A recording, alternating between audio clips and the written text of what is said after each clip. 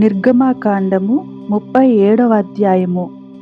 మరియు బెసలేలు తుమ్మకర్రతో ఆ మందసమును చేసెను. దాని పొడుగు 2 మూరలున్నర, దాని వెడల్పు 3.5, దాని ఎత్తు 3.5. లోపలను వెలుపలను దానికి మేలిమి బంగారు రేకు పొదిగించి దానికి చుట్టూ బంగారు జవను చేసెను.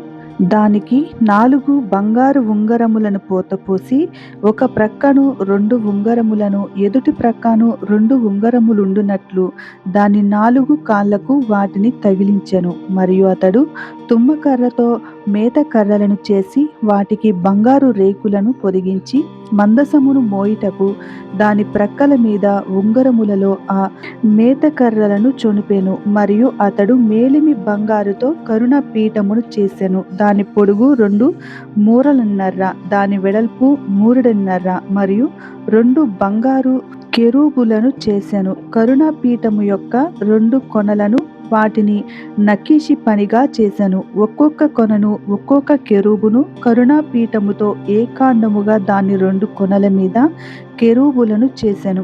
ఆ కెరూబులు పైకి విప్పిన రెక్కలు గలవై కరుణ పీఠమును తమ రెక్కలతో కప్పెను. కెరూబుల ముఖములు ఒకదానికి ఒకటి ఎదురుగా ఉండెను. వాటి ముఖములు కరుణ పీఠము వైపుగా నుండెను. మరియు అతడు తుమ్మకర్రతో బల్లను చేసెను. దాని పొడుగు 2 మూరలు, దాని వెడల్పు 3 దాని ఎత్తు 3.5. అతడు దానికి మేలిమి బంగారు రేకు పొదిగించి దానికి చుట్టూ బంగారు జవను చేసెను. దానికి చుట్టూ బెత్తెడు బద్దె చేసి దాని బద్దె పైనే చుట్టూ బంగారు జవను చేసెను. దానికి 4 బంగారు ఉంగరములను పోతపోసి దాని 4 కాళ్ళకుండిన 4 మూలల యందు ఆ ఉంగరములను వేసెను. బల్లను మోయుటకు మేత కర్రలుండు ఆ ఉంగరములు దాని బద్దెకు సమీపముగా నుండెను. బల్లను మోయుటకు తుమ్మకర్రతో మేత కర్రలను చేసి వాటికి బంగారు రేకులు పొదిగించెను. మరియు నతడు బల్ల మీద నుండు దాని ఉపకరణములను, అనగా దాని గంగాళములను, దాని ధూప కలశములను, దాని గిన్నెలను, తర్పణయు చేయుటకు దాని పాత్రలను మేలిమి బంగారుతో చేసెను. అతడు మేలిమి బంగారుతో దీపవృక్షములను చేసెను. ఆ దీపవృక్షమును, దాని ప్రకాండమును, దాని కొమ్మను నక్కిషి పనిగా చేసెను. దాని కలశములు, మొగ్గలు, పువ్వులు ఏకాండమైనవి. దీపవృక్షము యొక్క ఇరు ప్రక్కల నుండి 3 కొమ్మలు, అట్లు దాని ప్రక్కల నుండి 6 కొమ్మలు బయలుదేరినవి.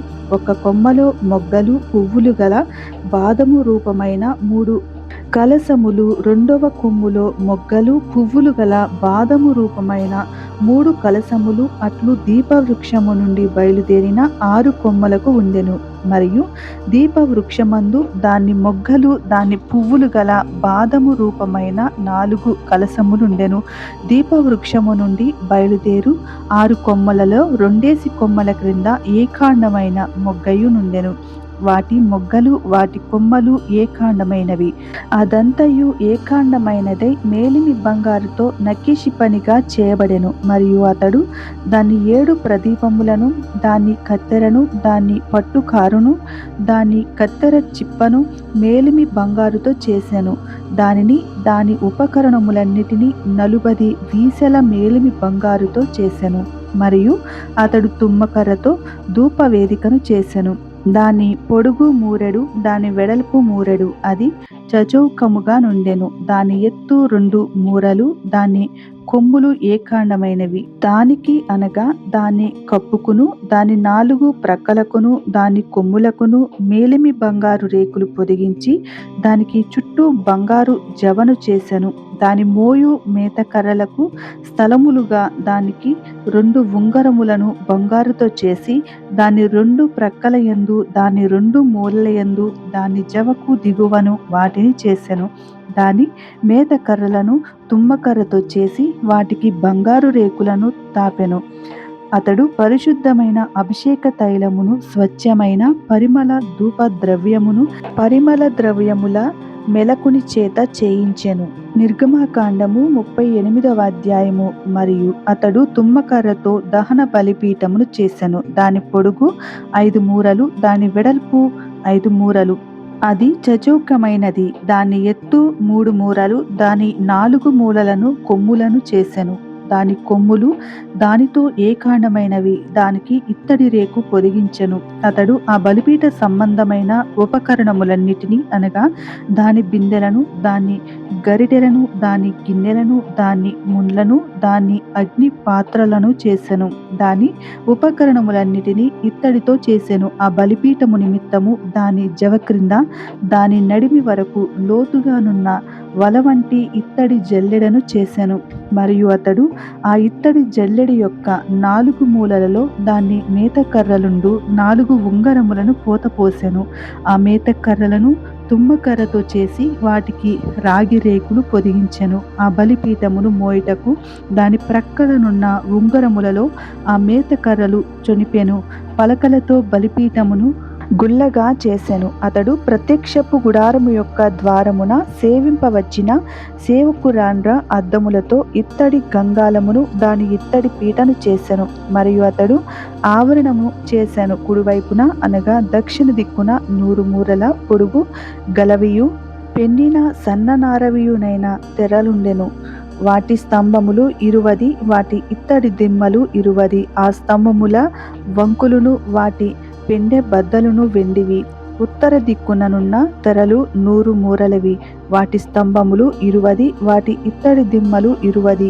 ఆ స్తంభముల వంకులను వాటి పెండె బద్దలును వెండివి. పడమటి దిక్కున తెరలు 50 మూరలవి. వాటి స్తంభములు 10, వాటి దిమ్మలు 10. ఆ స్తంభముల వంకులను వాటి పెండె బద్దలును వెండివి. తూర్పు వైపున అనగా ఉదయపు దిక్కున 50 మూరలు. ద్వారము యొక్క ఒక ప్రక్కను తెర 12 మూరలవి.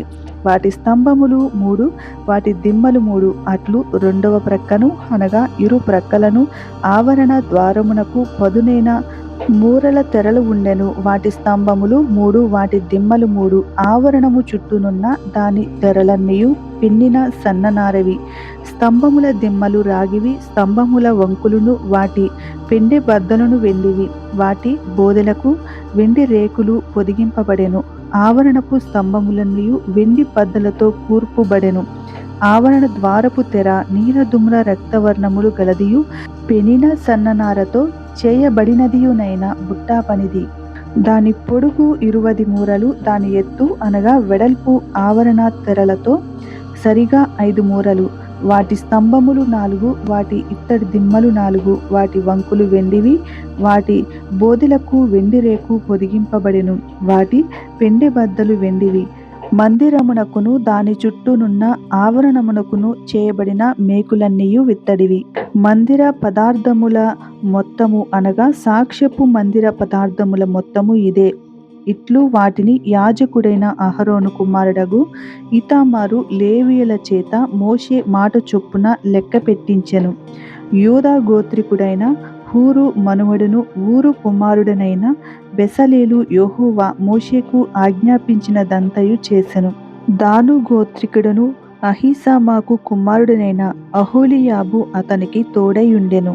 ఇతడు చెక్కువాడును విచిత్రమైన పని కల్పించువాడును నీలధుమ్ర రక్తవర్ణములతోనూ సన్ననారతోనూ బుట్టా పని చేయువాడునై ఉండెను.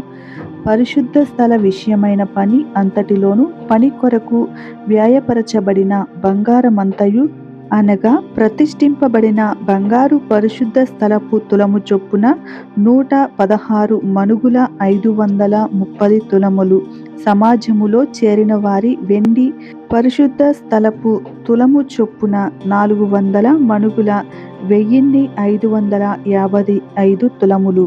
ఈ పన్ను 20 ఏండ్లు మొదలుకొని పై ప్రాయము కలిగి లెక్కలో చేరిన వారందరిలో అనగా 6,03,550 మందిలో తలకొక్కటి అరతులము.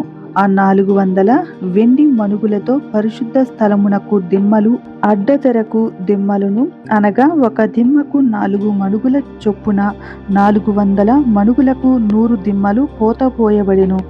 1555 తులముల వెండితో అతడు స్తంభములను వంకులను చేసి వాటి బోదెలకు పొదిగించి వాటిని పెండె బద్దలు చేత కట్టెను. మరియు ప్రతిష్ఠింపబడిన ఇత్తడి 280 మణుగుల 2400 తులములు.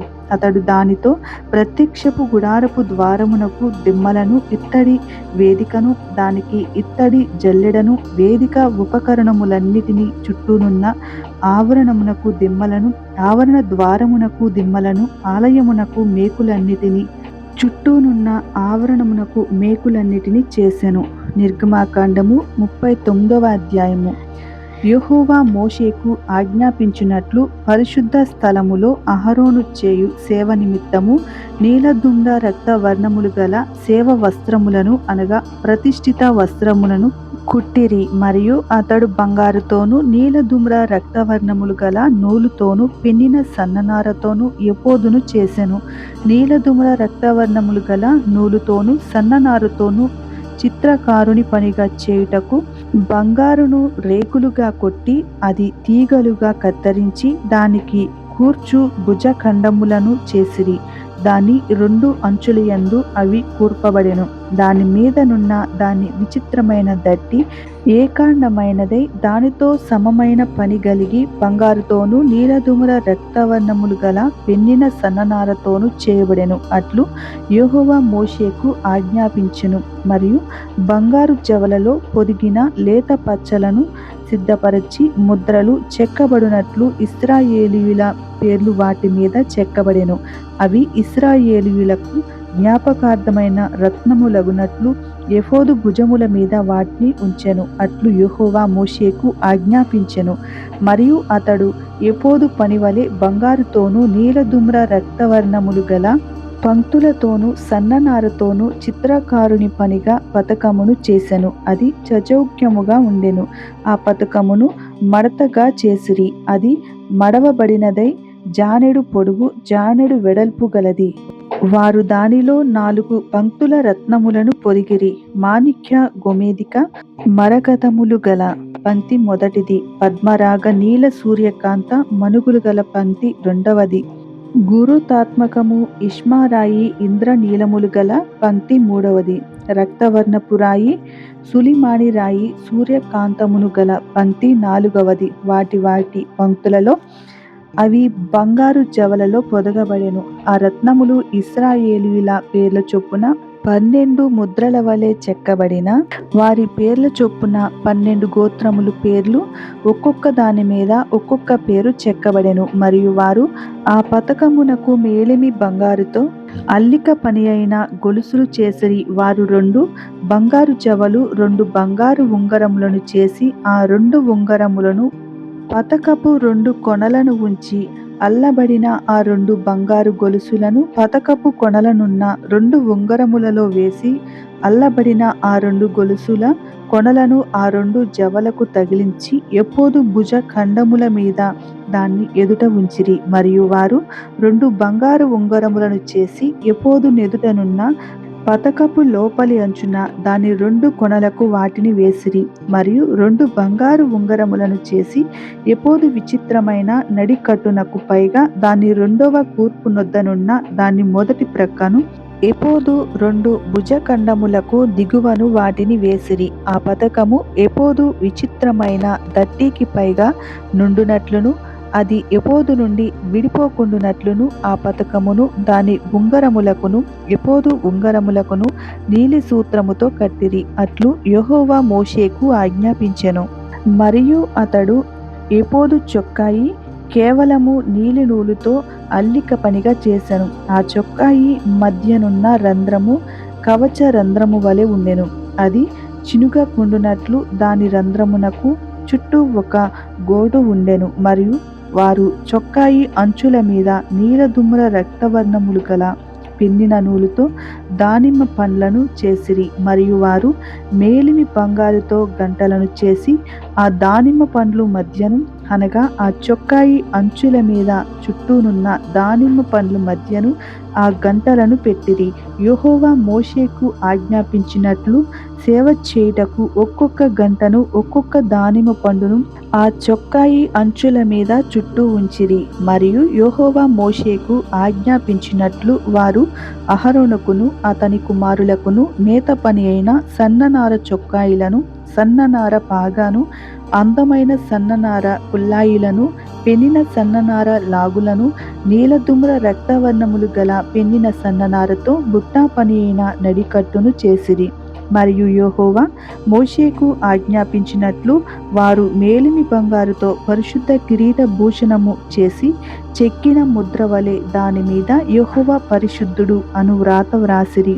యెహోవా మోషేకు ఆజ్ఞాపించినట్లు పాగాకు మీదుగా కట్టునట్లు దానికి నీలి సూత్రములను కట్టిరి. ప్రత్యక్షపు గుడారపు మందిరము యొక్క పని యావత్తును సంపూర్తి చేయబడెను. యెహోవా మోషేకు ఆజ్ఞాపించిన ప్రకారముగానే ఇశ్రాయేలీయులు చేసిరి.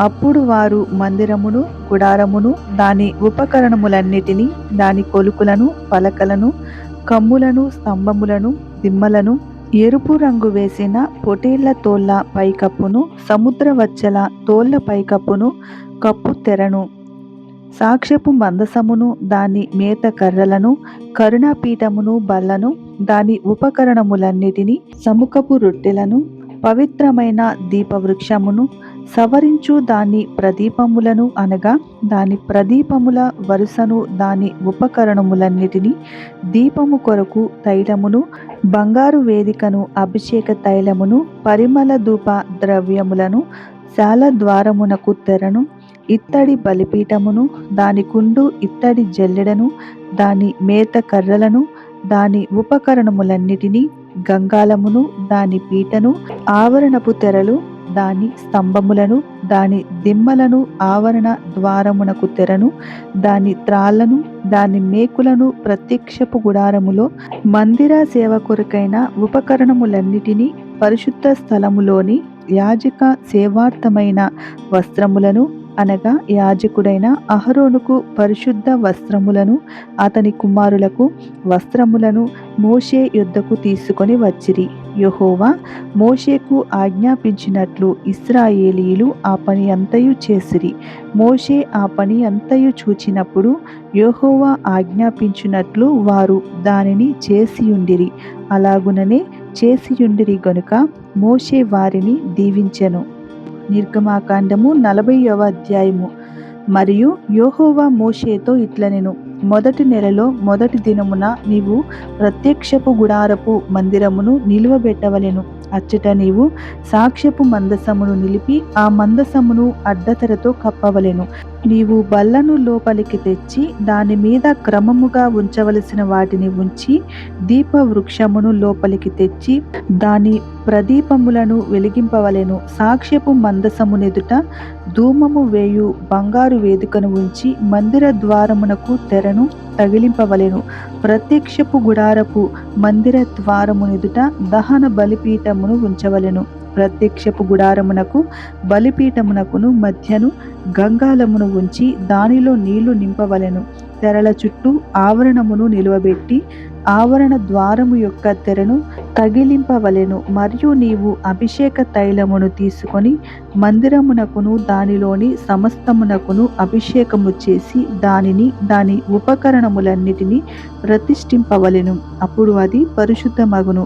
దహన బలిపీఠమునకు అభిషేకము చేసి ఆ పీఠమును ప్రతిష్ఠింపవలెను. అప్పుడు ఆ పీఠము అతి పరిశుద్ధమగును. ఆ గంగాలమునకు దాని పీటకు అభిషేకము చేసి దాన్ని ప్రతిష్ఠింపవలెను. మరియు నీవు అహరోనును అతని కుమారులను ప్రత్యక్షపు గుడారము యొక్క ద్వారమునొద్దకు తోడుకొని వచ్చి వారిని నీళ్లతో స్నానము చేయించి అహరోను నాకు యాజకుడగునట్లు అతనికి ప్రతిష్ఠిత వస్త్రములను ధరింపచేసి అతనికి అభిషేకము చేసి అతన్ని ప్రతిష్ఠింపవలెను. మరియు నీవు అతని కుమారులను తోడుకొని వచ్చి వారికి చొక్కాయులను తొడిగించి, వారు నాకు యాజకులగుటకై నీవు వారి తండ్రికి అభిషేకము చేసినట్లు వారికి అభిషేకము చేయుము. వారి అభిషేకము తరతరములకు వారికి నిత్యమైన యాజకత్వ సూచనగా ఉండవలెను. మోషే ఆ ప్రకారము చేసెను. యెహోవా అతనికి ఆజ్ఞాపించిన వాటన్నిటిని చేసెను. అలాగుననే చేసెను. 2వ సంవత్సరమున మొదటి నెలలో మొదటి దినమున మందిరము నిలువబెట్టబడెను. యెహోవా మోషేకు ఆజ్ఞాపించినట్లు మోషే మందిరమును నిలువబెట్టి దాని దిమ్మలను వేసి దాని పలకలను నిలువబెట్టి దాని పెండె బద్దలను చొనిపి దాని స్తంభములను నిలువబెట్టి మందిరము మీద గుడారమును పరచి దాని పైని గుడారపు కప్పును వేసెను.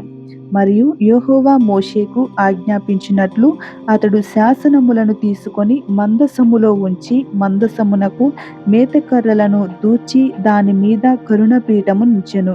మందిరములోనికి మందసమును తెచ్చి కప్పు తెరను వేసి సాక్ష్యపు మందసమును కప్పెను. మరియు యెహోవా మోషేకు ఆజ్ఞాపించినట్లు అతడు ప్రత్యక్షపు గుడారములో మందిరము యొక్క ఉత్తర దిక్కున అడ్డతెరకు వెలుపల బల్లను ఉంచి యెహోవా సన్నిధిని దాని మీద రొట్టెలను క్రమముగా ఉంచెను. మరియు యెహోవా మోషేకు ఆజ్ఞాపించినట్లు అతడు ప్రత్యక్షపు గుడారములో మందిరమునకు దక్షిణ దిక్కున బల్ల ఎదుట దీపవృక్షమును ఉంచి యెహోవా సన్నిధిని ప్రదీపములను వెలిగించెను. మరియు యెహోవా మోషేకు ఆజ్ఞాపించినట్లు అతడు ప్రత్యక్షపు గుడారములో అడ్డతెర ఎదుట బంగారు ధూపవేదికను ఉంచి దాని మీద పరిమళ ద్రవ్యములను ధూపమును వేసెను. మరియు యెహోవా మోషేకు ఆజ్ఞాపించినట్లు అతడు మందిర ద్వారమునకు తెరను వేసెను. అతడు ప్రత్యక్షపు గుడారపు మందిరపు ద్వారమునొద్ద దహన బలిపీఠమును ఉంచి దాని మీద దహన బలి నర్పించి నైవేద్యమును నర్పించెను. మరియు యెహోవా మోషేకు ఆజ్ఞాపించినట్లు అతడు ప్రత్యక్షపు గుడారమునకును బలిపీఠమునకును మధ్య గంగాళమును ఉంచి ప్రక్షాళన కొరకు దానిలో నీళ్లు పోసెను. దాని యొద్ద మోషేయు అహరోనును అతని కుమారులను తమ చేతులను కాళ్లను కడుగుకొనిరి. వారు ప్రత్యక్షపు గుడారములోనికి వెళ్ళునప్పుడును బలిపీఠమునకు సమీపించునప్పుడును కడుగుకొనిరి. మరియు అతడు మందిరమునకు బలిపీఠమునకును చుట్టూ ఆవరణమును ఏర్పరిచి ఆవరణ ద్వారపు తెరను వేసెను. అలాగున మోషే పని సంపూర్తి చేసెను. అప్పుడు మేఘము ప్రత్యక్షపు గుడారమును కమ్మగా యెహోవా తేజస్సు మందిరమును నింపెను. ఆ మేఘము మందిరము మీద నిలుచుట చేత మందిరము యెహోవా తేజస్సుతో నిండెను గనుక మోషే ప్రత్యక్షపు గుడారములోనికి వెళ్ళలేకుండెను. మేఘము మందిరము మీద నుండి పైకి వెళ్ళినప్పుడెల్లను ఇశ్రాయేలీయులు ప్రయాణమైపోయిరి. ఇదే వారి ప్రయాణ పద్ధతి. ఆ మేఘము పైకి వెళ్ళని ఎడల అది వెళ్ళు దినము వరకు వారు ప్రయాణము చేయకుండిరి. ఇశ్రాయేలీయులందరి కన్నుల ఎదుట పగటివేళ యెహోవా మేఘము మందిరము మీద ఉండెను, రాత్రివేళ అగ్ని దాని మీద ఉండెను. వారి సమస్త ప్రయాణములలో ఇలాగుననే జరిగెను.